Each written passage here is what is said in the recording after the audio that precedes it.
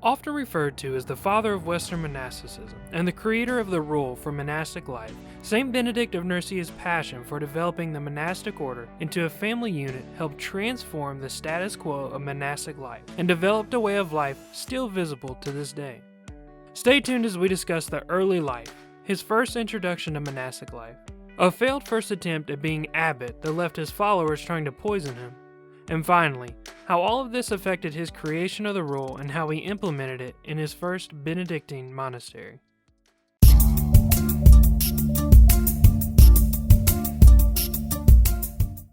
Information on St. Benedict of Nursia, sometimes spelled Norcia, is mostly found recorded in the second book of St. Gregory's Dialogues.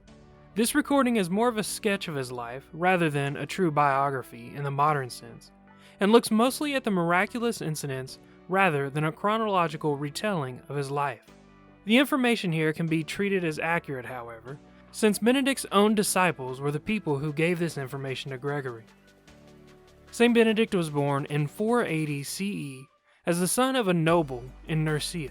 He also had a sister, who most assumed to be his twin, named Scholastica, who would also go on to be canonized by the Catholic Church as well. Although Benedict would spend his first few years with his twin sister Scholastica, it would be in an early age that his family sent him to Rome to start his studies. His studies in Rome, however, would not last as long as his parents had planned. Benedict longed for something more than what he was getting in Rome. No longer did he want his normal routine in a big city. He wanted a way to worship and experience God that was more than what he was receiving in his studies. At this time, there were many who had taken to the wilderness in search of that exact thing. People like Antony of Egypt had made popular a way of worshiping that sought true enlightenment not in the traditional forms of study, but in the ascetic lifestyle of monasticism. This idea was intriguing to young Benedict, and although a life lived in complete isolation was not what he was searching for, a simple life outside of the great city of Rome in which he could attend to his holy purpose and follow the life taught in the Gospels was exactly what he wanted. Scholars cannot point to an exact age for many of the events in Benedict's early life, but it can be guessed that Benedict was probably around the age of 20 when he left his studies at Rome in favor of something more. Setting off, he and his nurse traveled and settled down in a town named Infa. The small town was exactly the type of place that Benedict imagined when he was looking for a small, quiet area that allowed him to answer the call that God had put on his heart. The small community would shortly be his downside, though, as Gregory tells us that after performing some small miracles for the community, he became well known and even sought after from those in the community and in other areas. The last miracle that caused Benedict to second-guess everything he had done came when his nursemaid had broken a piece of farming equipment. Benedict restored the farming equipment not back to how it was, but reportedly back to perfect. To escape the unwelcome notoriety that came with these miracles, he decided he had to find somewhere else to go. Leaving his nurse behind, he made his way to another local town named Subiaco. It was along this way that his life took a sharp right turn. A man by the name of Romanos of Subiaco introduced himself to Benedict. Romanos explained that he was a leader of a monastery and introduced Benedict to what is known as the monk's habit. This one relationship would lead Benedict to spend 3 years in the cave above the lake, unknown to most men. In these 3 years spent mostly alone, broken up only by the occasional communication with the outside world and visit from Romanos, that he matured in both mind and character, in the knowledge of himself and fellow men, becoming not merely known, but respected by others. Because of the respect that Benedict had gained over the past few years, after an abbot of a local community had passed away, he was offered the position of abbot. This opportunity would come to be much more of a burden than anyone had imagined at this time. What seemed like a great idea for the monks quickly became a nightmare. Benedict, who had spent 3 of the previous years alone, committed to living life away from a set community, was now in charge of leading a community who had spent many years living and growing in a community all their own. But after much begging, Benedict finally accepted the role and began trying to put into practice leading this group of monks. This, however, would fail miserably. What Benedict had presumed would happen did exactly that. Benedict, who was accustomed to the very bare-bones living that came with surviving in a cave, started to implement rules that seemed very overbearing and strict to the monks. It is not known whether Benedict is to be blamed for creating these rules as heavy burdens on the monks, or if the monks were simply overreacting and wanted a more lax way of life. Either way, all of these issues quickly came to blow when the monks conspired to poison the drink of Benedict.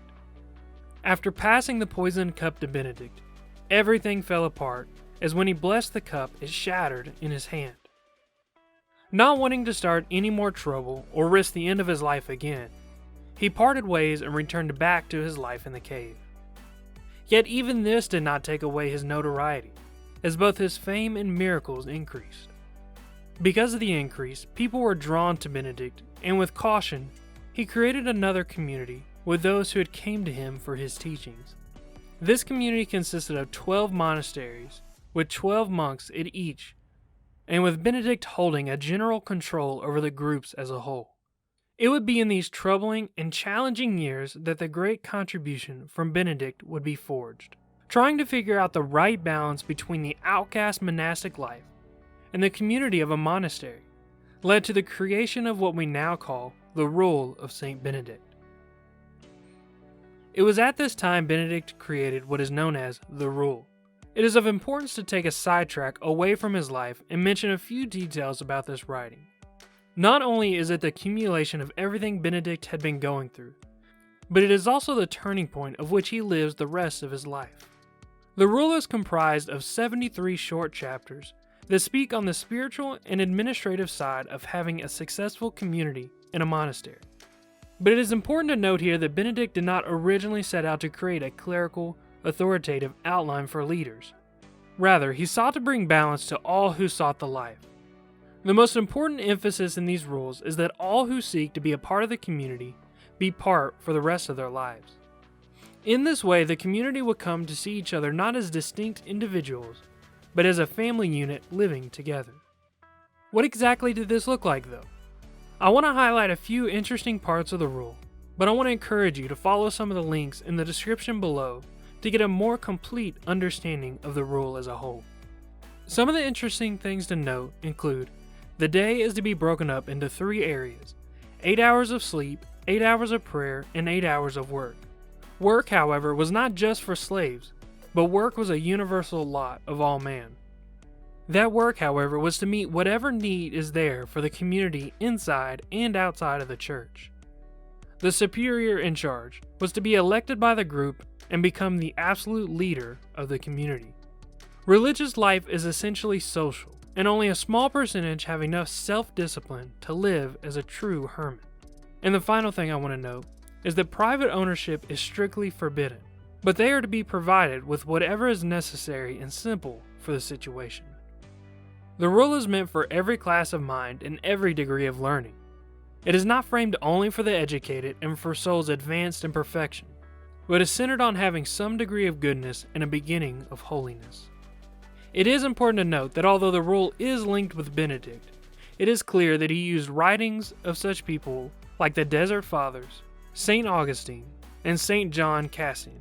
This does not discredit what Benedict created, however, and even with the work used from the people mentioned, what was collected together and designated as the Rule of St. Benedict was a unique creation that brought together the works of great Christians before him with great personal insights derived from the life of Benedict himself. But with that being said, this was more than just a theoretical insight. It would not take long to see what this rule looked like in practice. Okay, back to St. Benedict and his life. Although these 12 monasteries helped Benedict create an idea for the rule, it would ultimately be jealousy that led to him putting into practice all that he had written. It was at this time a neighboring priest sent a naked woman to the courtyard of the saint's monastery in an attempt to scandalize the group. To save his followers from further persecution, Benedict left Subiaco and went to Monte Cassino. When arriving at a hill in Monte Cassino, Benedict found an ancient chapel dedicated to the god of Apollo. He promptly burned it down and erected his oratory of St. Martin. In this very place, he would create his first true community based upon his writings of the rule. Instead of setting up many houses like before, he created one community that all stayed at the same monastery. Not only was this a change in setup, but it was also a huge change in the work for his community. Subiaco was a retired valley away in the mountains. Cassino was on one of the great highways to the south of Italy. His monastery quickly became a center of influence in a district in which there was a large population. It is here that one of the most notable characteristics associated with Benedictine is shown: the fact that members take up any work which is adapted to their specific circumstances. Unfortunately, Gregory's narrative does not leave us with much information about the life and practices of Benedict after his establishment of Monte Cassino. One of the last dates we have for certain was 543, when Benedict was visited by Totila, king of the Goths, in which Benedict prophesied, "Much wickedness do you daily commit, and many sins have you done. Now at length give over your sinful life. Into the city of Rome shall you enter, and over the sea shall you pass. 9 years shall you reign, and in the 10th shall you leave this mortal life." He was frightened by these words, and vowed never to be as cruel as he had before. This, however, was not enough, as in the 10th year of his reign, he lost his kingdom together with his life. Although this is the last date that we know for certain, we also know that he met with Scholastica 3 days before her death. Benedict was asked to stay by Scholastica, but he refused as he did not want to leave his abbey over the night. She would not be denied though, as after joining her hands with Benedict, she prayed, and it is said that such a tempest of lightning and thundering occurred that none could even stick their head out the door. Not long after arriving back, Benedict received a vision in which he came as near to seeing God as is possible for a man in this life. There's a debate on what exactly this meant, but Pope Urban VIII said, "The saint merited, while still in the mortal life, to see God himself, and in God all that is below him. If he did not see the light, he saw the light which is in the Creator." After this vision, he warned those living close to him, and those far off, that he was about to die.